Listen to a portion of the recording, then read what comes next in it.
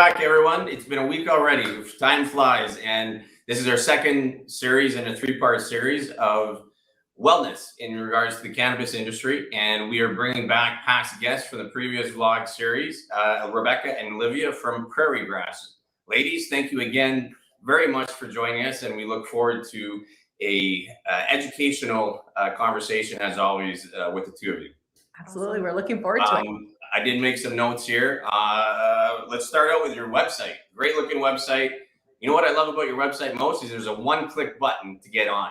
I hate entering your birthday. I know. You know what I mean? Those three things and you got to hit enter. I love. Are you over 18? Yes. Go. Yeah. Yes and yes. Yeah, we really wanted the website to be just an educational tool for budtenders and even patients getting into our products or new to our products, just to be able to go find out who we are, find out about each product.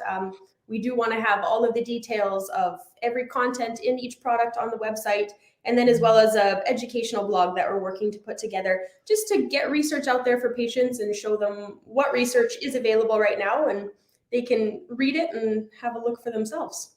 Yeah, and you make a very good point about the bud tenders, because the bud tenders a lot of times sell your product.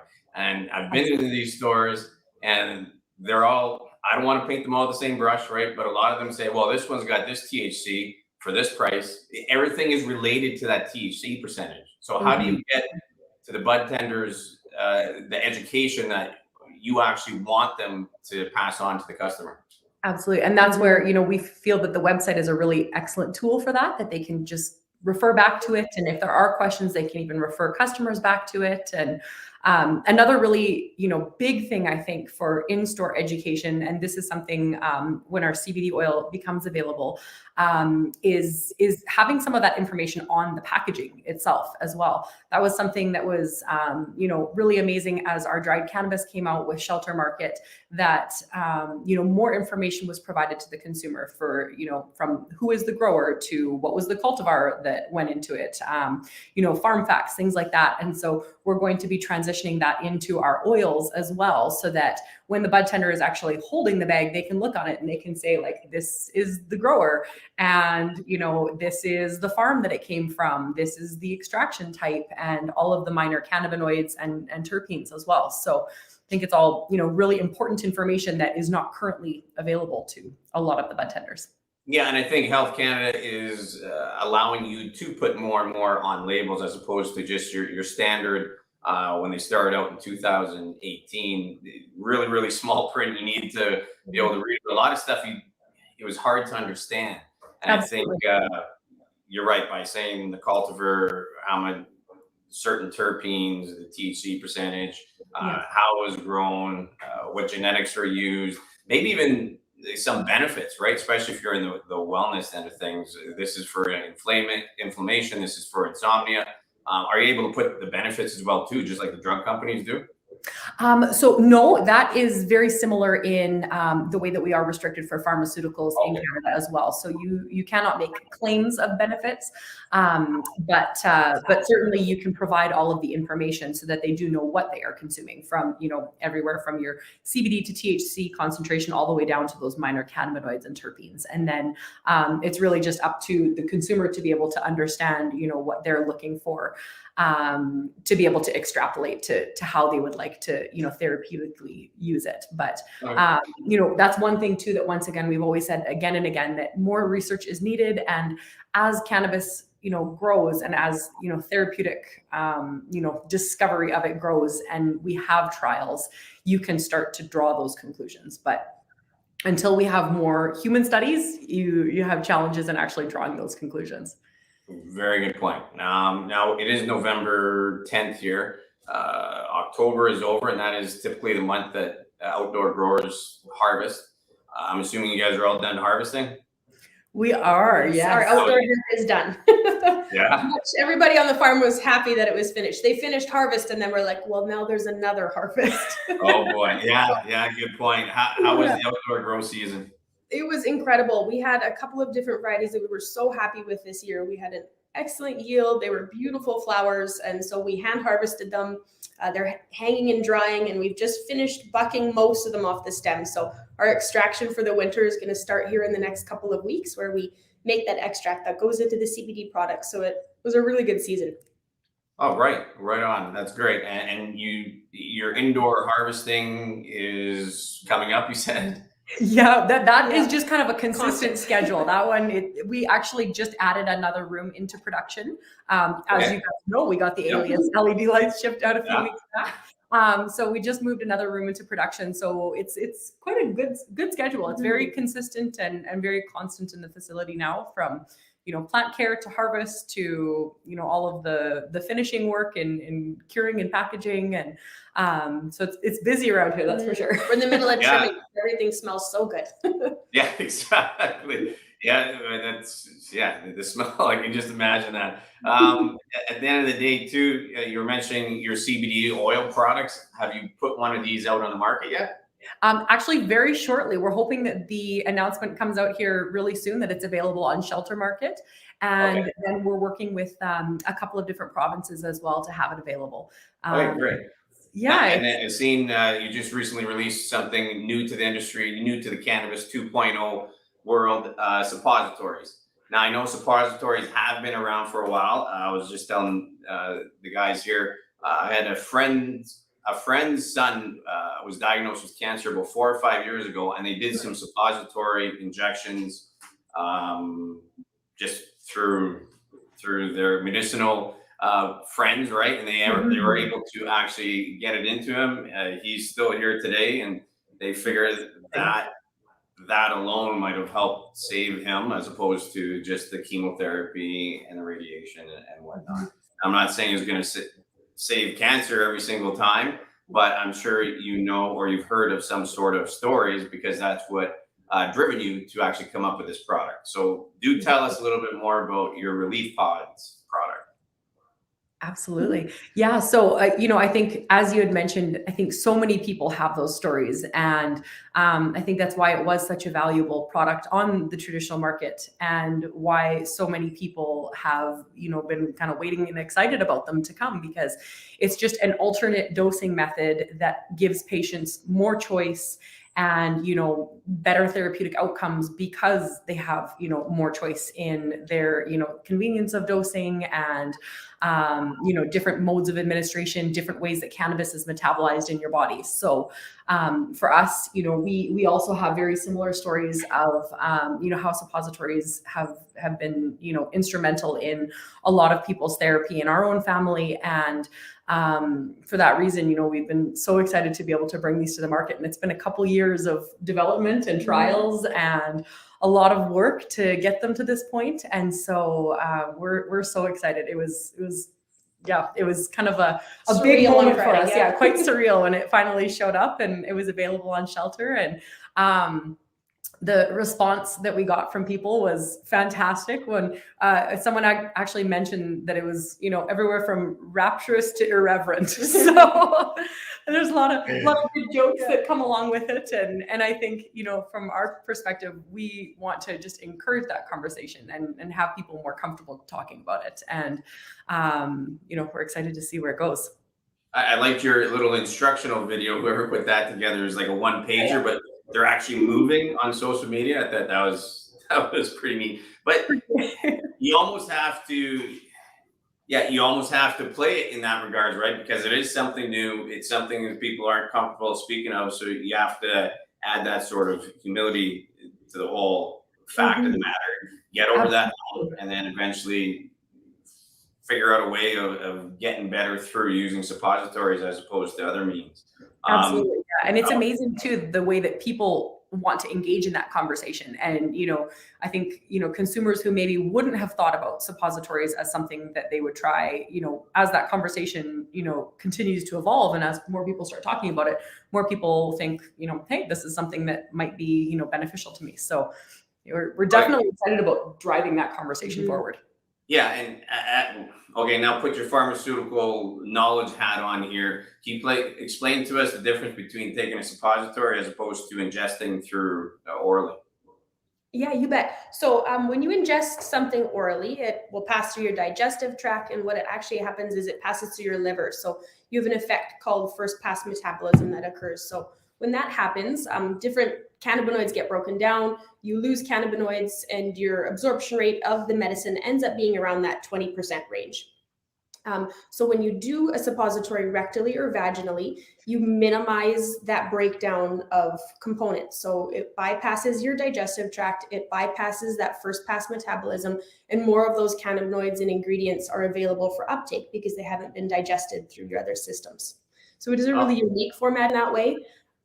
It does go locally as well as systemically. So it isn't just a local effect. It will get into your bloodstream with both of the methods.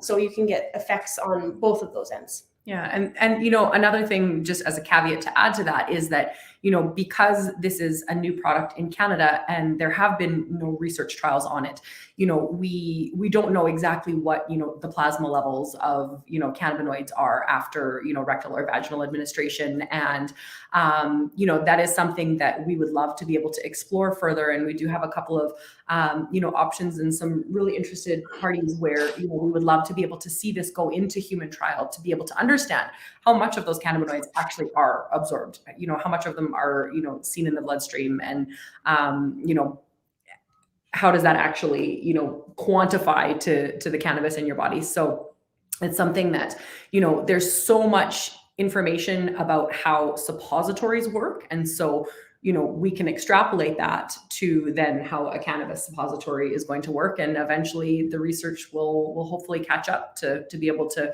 give us some actual facts. Yeah, no, 100%. As far as getting this through with Health Canada, when you're sending in for a new product or SKU, did they at first say you want what, or were they receptive to the idea? Did they give you any pushback?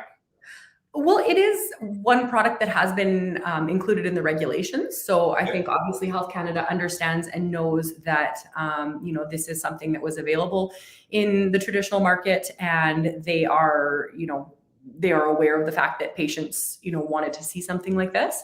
And so similar to any of the cannabis extracts, dried cannabis, they have their regulations in place that you need to have for testing.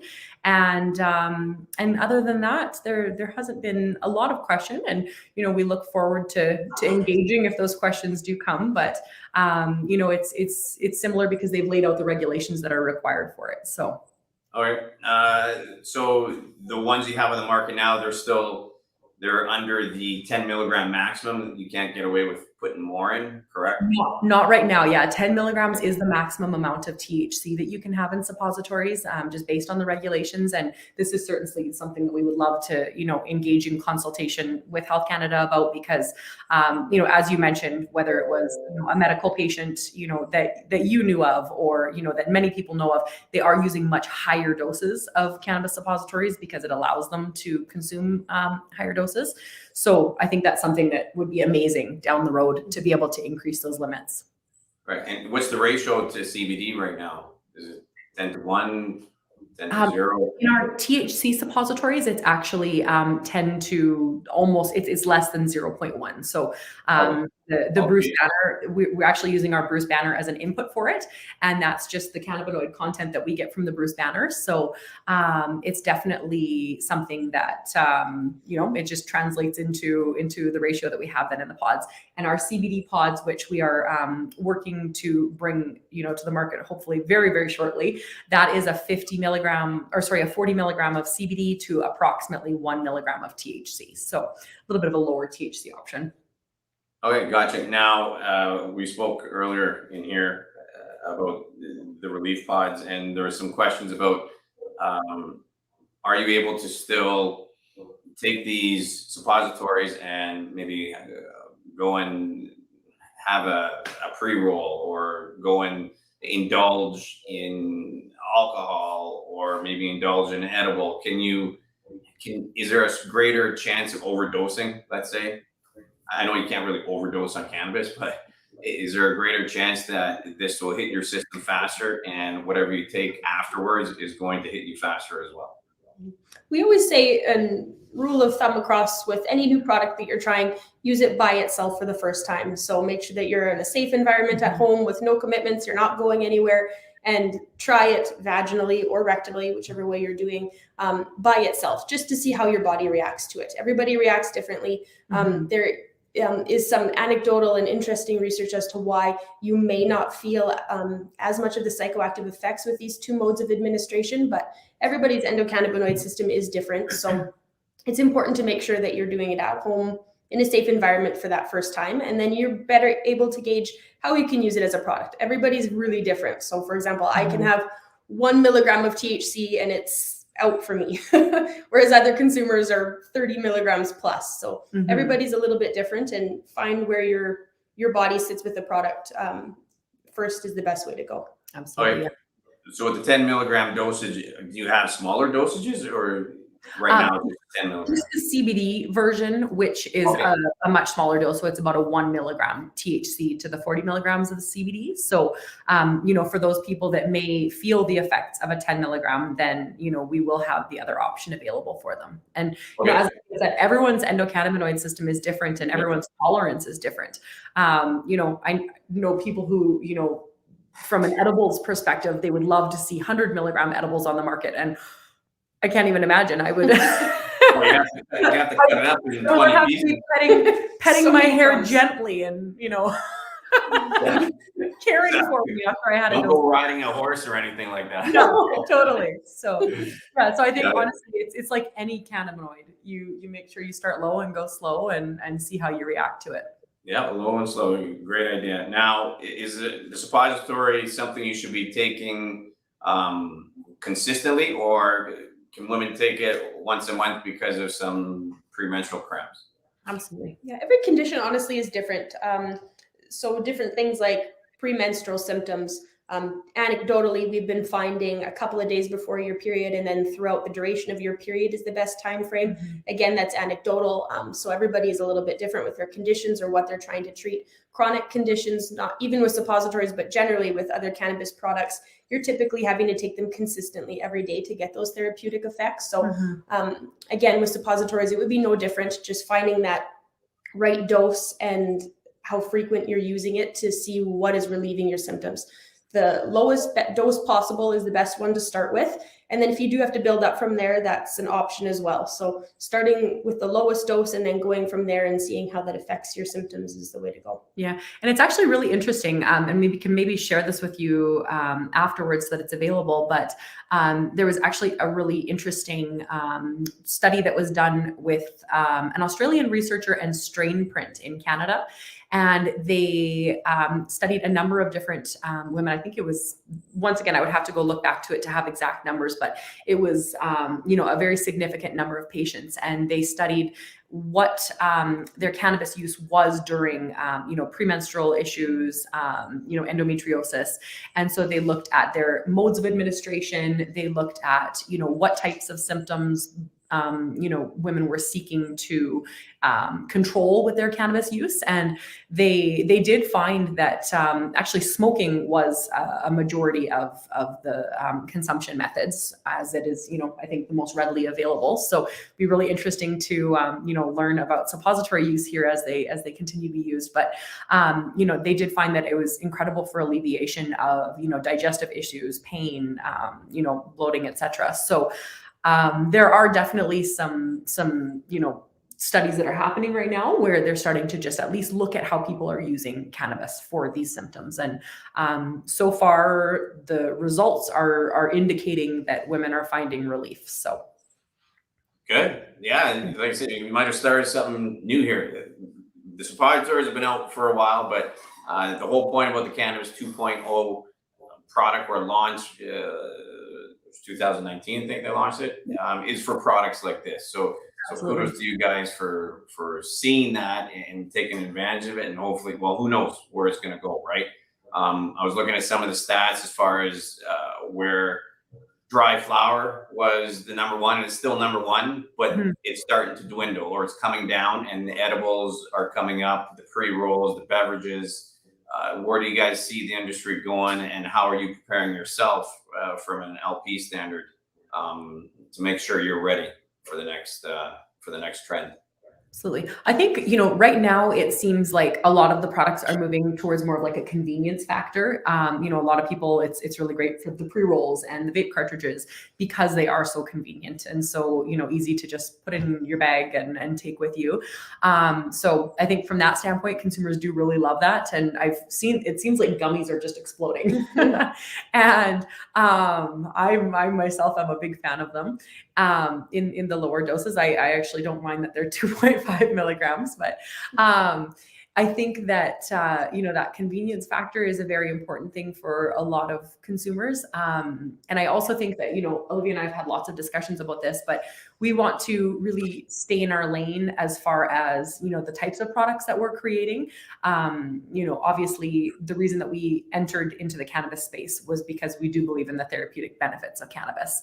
And so from a product creation standpoint, we're always going to try to stay true to bringing products that are going to be therapeutically beneficial to consumers, to the market. So I think so therapeutical, natural wellness first, and then absolutely, if you want to use it for your own means afterwards, then by all means, that's right. What provinces are you guys in right now? Alberta? Are you getting out to Ontario yet?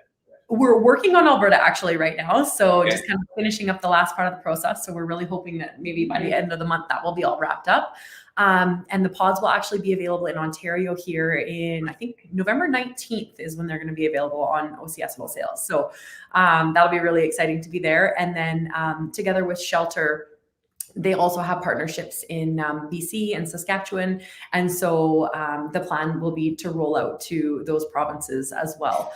And from there, it's just continuing to build those partnerships with companies who, are like-minded from, a distribution standpoint and what they want to, bring for cannabis products to the market. So, we would love to be stretched all the way across Canada. And I think one thing, we're a very small team. So we want to just make sure that what we do commit to, we can supply. So we'll kind of, play it by ear as we expand outwards. Yeah, great. And I know you do have your processing license. Are you doing these suppositories in-house right now, or can you see yourself doing that in the future? Yeah, all of our suppositories are made in-house. It's Rebecca and I Okay. making them. So, like Rebecca said, we're a very small team. So all of our processing from beginning to end, cultivation all the way to formulation of products happens in our facility. And it's always by us. Okay. So we are starting to build a really amazing team though, where we're kind of, they've been with us for, quite a while. And so it's really awesome to be able to, kind of share some of that as we continue. You guys did it right? You start small, you walk before you run. And Absolutely. even today I've seen something, Hexo is closing 3 more operations, 3 more facilities, right? Some of these conglomerates just got too big. They went too big too fast, and their product suffered. And now that they're making the hard decisions and laying off hundreds of people, affecting everybody's lives, from your blue collar workers to even the C-suites, right? So again, I think you guys did a fabulous job in starting slow and doing it for the right reasons. Absolutely, yeah. And when you're in a small, doing it for the almighty dollar, but you're doing it for the right reasons. And if you stick with that passion in any business, you will be successful and the results will come. That's certainly what we hope. We want to, make sure that we stay very true to the values and, what we came into this to do. And I think, we had touched on this maybe last time, but, we said, when you look at everything from a farming and agricultural perspective, it takes years to build businesses. It takes, so much work and so much effort, and, founders have to jump in there with both feet from, the beginning. And, we definitely look at this from an agricultural perspective as, the fact that it's hard work and it's dedication, and we want to be able to see this continue to survive and thrive for, decades to come. And when you live in a small community, that's a very important mindset to have, because you're employing your neighbors, you're employing, people that are within the community. And so you can't just lay everyone off. It's very important to be community minded and very careful about, the way that you grow. Yeah, no, you're very grounded people. Obviously, your parents did something right. I noticed as well when we're looking at the new website, as far as your hemp crop goes, you rotate the crops from year to year. I think that's what a lot of farmers aren't doing nowadays, or they just try to get as much use out of that soil, and then all of a sudden the soil's no good anymore, right? No, So absolutely. Yeah. maybe On our explain a farm, little bit about the purpose behind that rotating of the crops. oh, absolutely. Yeah. No, that's just, good farming practice to have a rotation every 4 to 5 years. 5 actually is almost ideal. So that's the benefit of being able to grow the hemp on the farm, because we have, we're able to choose those plots. Yeah, we've got the land base to be able to look in advance at where we want to be planting the hemp, and making sure that we're caring for the land and preparing it in the previous year for the crop that we're going to be putting down. So all right, do you see any more? You see as hemp becomes more prominent as well too, just because of the cannabis industry. Do you see any more uses for hemp, whether it's hempcrete, whether it's hemp batteries, hemp clothing? We all know that hemp is less costly to grow outside, but some of the processes behind creating hempcrete or batteries or clothing can cost a little more. Do you see in the future some of those costs coming down? So maybe hemp, I seen something on YouTube the other day. Hemp has 25,000 uses. Oh, crazy. Honestly, that's unsurprising. It's more than vinegar. You know what I mean? Right.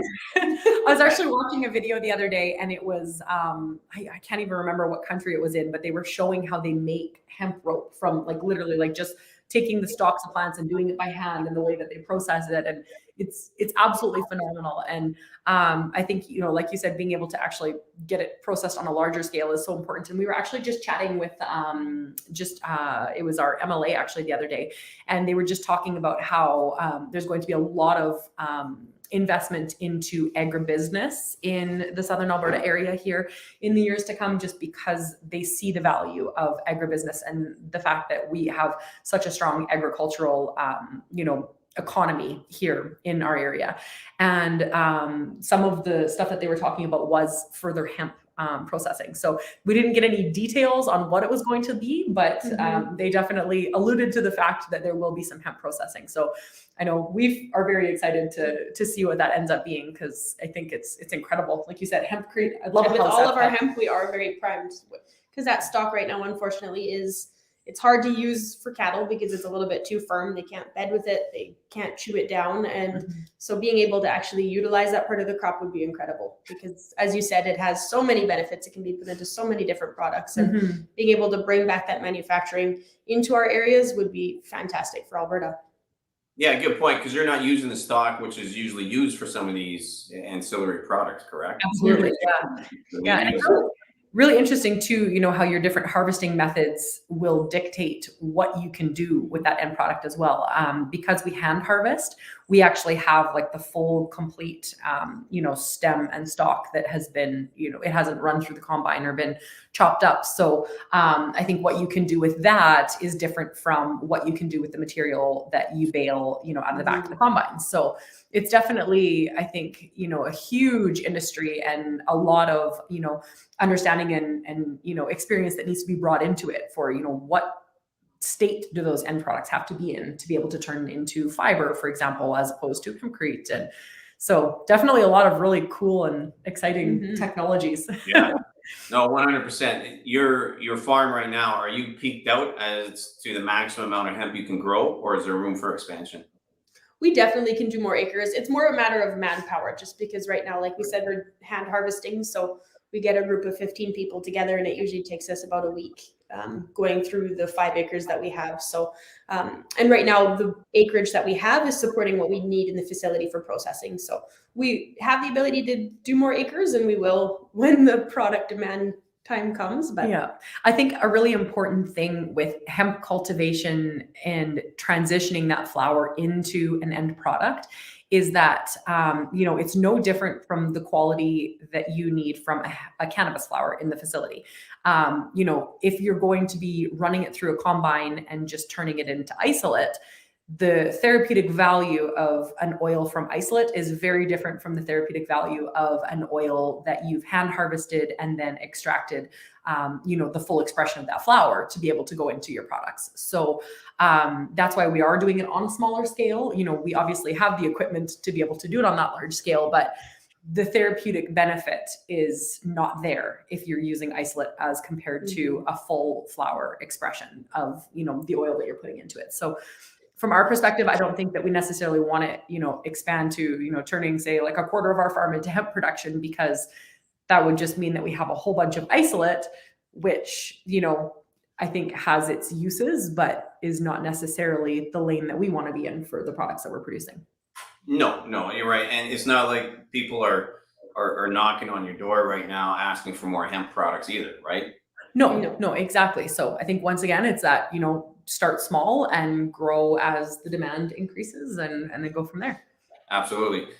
So yeah, I mentioned that you did have your processing license. Are you getting other maybe micros or smaller LPs that are asking you to process their product yet? Or have you even looked at that opportunity? We have had a couple, right now, once again, kind of going back to that point of busy. Small team. It's so busy. You're right. There's only so much you can do. Absolutely. But we would love to see that, down the road. I think Shelter Market is a really amazing example of a company who processes, flower from micro facilities or smaller, craft facilities and gets that out to the market. And, I know for ourselves in the beginning, we wouldn't have had the same exposure to the market if we had done that on our own. And so I think there is huge benefit in, processors being able to support other smaller producers. And I think, we would love to see that happen. But yeah, once again, just gotta kind of get that manpower. Right. Yeah, scale up slowly, 100%. How's the year for Bruce Banner? Still going strong? Oh yes, still filling the rooms and smelling very cheesy. Right. Yeah, so far, that's what we'll keep growing here. Yeah. We have a couple more cultivars that are coming on that the time comes, we're excited for them, but right now we'll keep on keeping on with Bruce Banner. Oh, 100%. Once you get that genetic, you just want to keep growing out and people get accustomed to it, right? Especially if it's growing the same way time after time. Yeah. They know what to expect. So other than that, you know what, ladies, it's always a great time speaking with you. And I told you we can speak for hour and a half easily. So the time's already gone by. We're at 35 minutes already. I know you're busy. But thank you very much again for taking the time out of your day to educate not only ourselves, but the other viewers into what's a little bit behind what Prairie Grass is and help us with the wellness and getting the word out that cannabis or hemp is a product that could save the world, right? So next week, you know what? We have one more guest in this vlog series. Is going to be Johnny Burfalo. He's out your way as well, too. Awesome. Until then, stay on for a little bit. I just want to talk about the thing we talked about before getting on. And everybody else, thank you for tuning in. And remember to ask yourself what's above your plans.